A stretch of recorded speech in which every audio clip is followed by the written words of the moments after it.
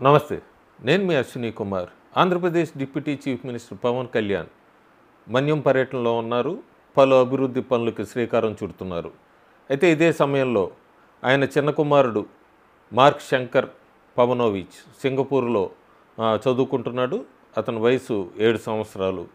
ఆ స్కూల్లో అగ్ని ప్రమాదానికి మార్క్ శంకర్కి కాళ్ళకి చేతులకు గాయాలైనట్టుగా తెలుస్తున్నాయి. అట్లాగే అగ్ని ప్రమాదం వల్ల ఆ పొగ ఊపిరితిత్తుల్లోకి వెళ్ళటం వల్ల కొద్దిగా శ్వాస సంబంధ విషయాల్లో కొంతగా ఇబ్బంది పడుతున్నట్టుగా తెలుస్తోంది.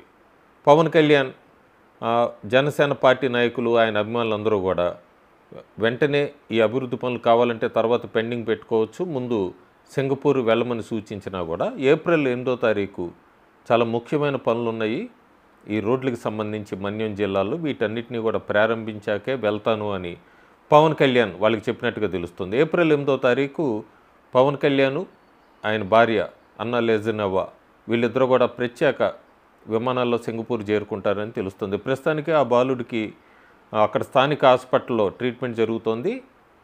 కాళ్ళకి చేతులకి స్వల్ప గాయాలైనవి, పర్వాలేదు అన్నట్టుగానే మనకు వార్తలు అందుతున్నాయి. Thank you.